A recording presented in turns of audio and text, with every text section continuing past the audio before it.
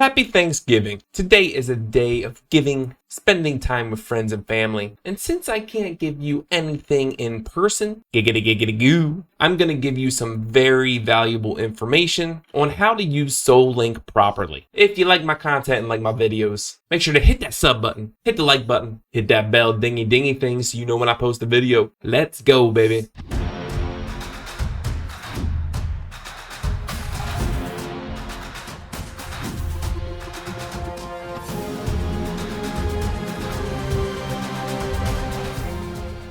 Tip of the day, if you ever want to reset your summoner skills and you're at max level, to reset an individual skill tree it costs 100,000 gold. That will only reset that unique skill tree. Now if it's something you want to change just in that tree, that is fine. But if there's multiple things you want to move around in the active, the passive, utility, then you want to hit the button at the bottom where it says reset. Reset costs 100k, just like each individual one. As you see, points return 342. If you do the individual one, 164. Save yourself some money and know this. But I guarantee I just saved someone some gold. Alright, Soul Link is a very unique and valuable thing to your team. Your Soul Link monster is your very first monster on your team, which right here would be the very top one, or in this screen it would be the very far left. If you're not a Soul Linked monster, the monster skills have a cooldown of a time period. As you see here, when you're a Soul Link monster, each skill has a mana cost. For natural 5-star monsters, whether that monster is the Soul Link monster or not, they have an extra ability that whenever summoner you are, you use your ultimate skill. The natural 5-star monster has an ultimate as well. Whenever the summoner uses it, the monster uses it. Now what I've noticed too is that Soul Link monsters have a different type of AI than it does the actual monsters that aren't Soul Linked. The Soul Link monster uses our mana resource, and it really depends on the situation, but a big part of it is a setting that you can change. In the settings in the game tab, I've talked about this before, there is a min mana to auto use monster skills. It's defaulted to 7, and depending on your Soul Link monster, you really gotta notice what kind of mana cost each skill has. In my opinion, this should be changed multiple times depending on the situation and what monster you choose. And you shouldn't really use the same Soul Link monster every single time because it depends on a lot of variables. The dungeon,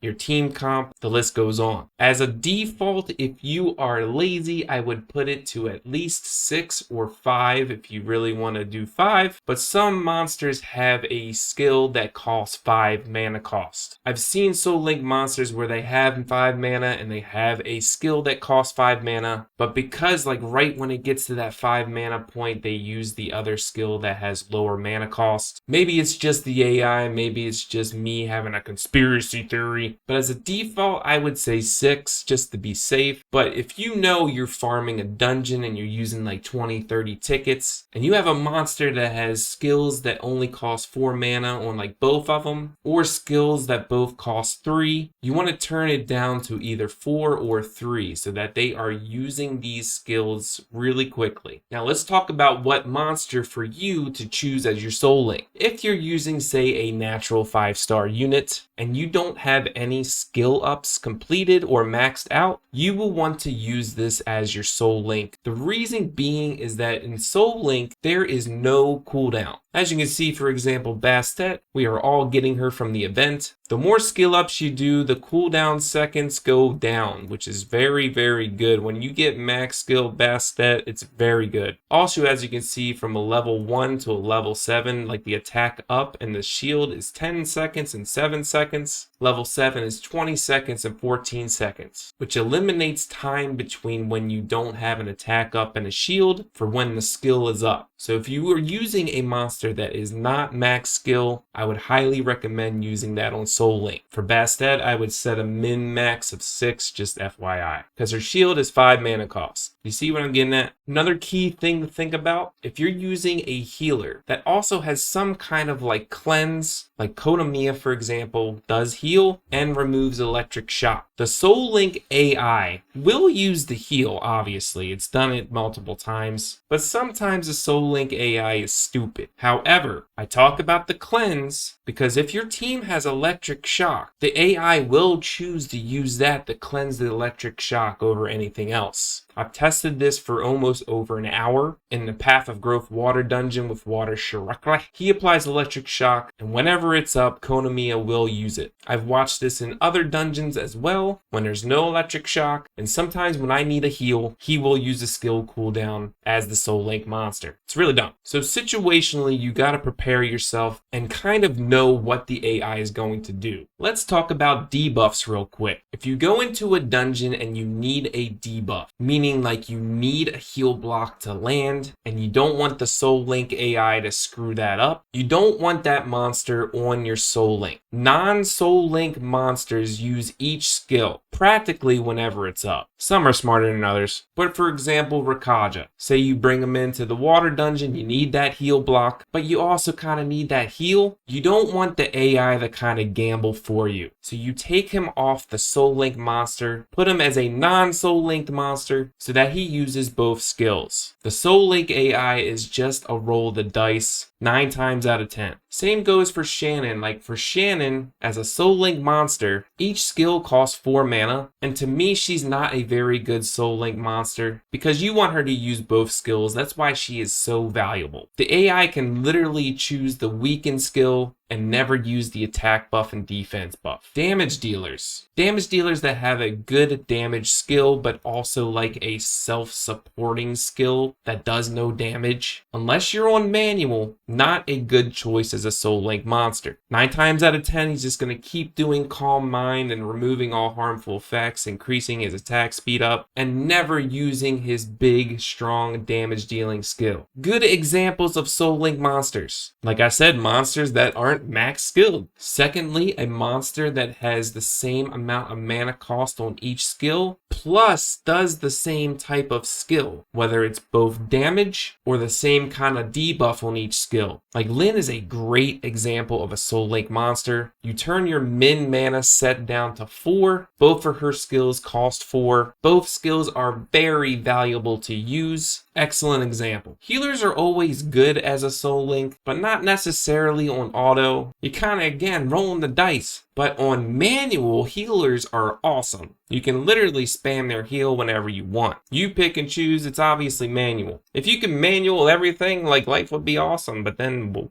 what else are you doing with your life? I can't manual everything. There's also players like me that like half auto. Like they have stuff on auto, but they're kind of like sitting by the side, watching it a little bit. You can just click button real quick, save your team. You know what I'm saying, you know who you are. One super sweet gimmick about Soul Link and non-Soul Link monsters. You can really pull off some nasty wombo combos. And what I mean by that is big damage. So as you see here, what I'm going to do, I am at max mana. Okay, all Lyn's cooldowns are off of cooldown right now, and if you start a battle, you can wait until your non-Soul Link monster doesn't have any skills up. And what you do when that monster has all his skills off cooldown, as you see Lyn is, you can switch to Soul Link immediately and then spam the heck out of those. As you can see here, I'm just using all my mana, doing what I can do, and then you can go back once your Soul Link change is up like this and change out. A very good manual way to go about doing this. It's a super duper, so many wombo combos can be performed this way. The amount is limitless. I'm going to talk about summoner skills in a different video, but one key note about what I just talked about the wombo combo. Now at some point you're trying to beat a dungeon and you're trying to attempt this wombo combo. There's one skill that I feel like would be super duper beneficial, and that's bond enhancement in the utility section. At max level 10, you can change your Soul Link monster every every 1 second. Now in battle, there's like 3 modes of battle in my opinion. One, there's full auto. You just auto attack and let the game do its thing. Then there's semi-auto. Semi-auto is when you have it on auto, but you're moving around, dodging, you're spamming a soul link button, you're actually using your skills manually in the right order for each summoner element. However, that's semi-auto. Now there's manual. Manual can be manipulated in many different ways. You turn off the auto attack, you control the mana, you control everything about your summoner, and this is where my wombo combo and this bond enhancement come into play. You can go in and attack with your summoner, watch your non-soul link monsters use their skills, and when that monster is on skill cooldown for both his skills, change your soul link to that monster, use the mana that you need to appropriately to those skills. 1 second later, you can switch back to the other non-soul link monster that has their skills on cooldown and use those skills immediately when you have the mana. The combos can be limitless here. That's it for today's video. Enjoy your Thanksgiving with your friends and family. My son has COVID. I feel so bad for him. He was already upset today because he won't be able to go over and spend time with family. So as a great dad, I'm sure I'm going to be staying home with him because that's my boy. If you like this video, sub, like, ding a bell. I'll see you in the next one, baby. Peace.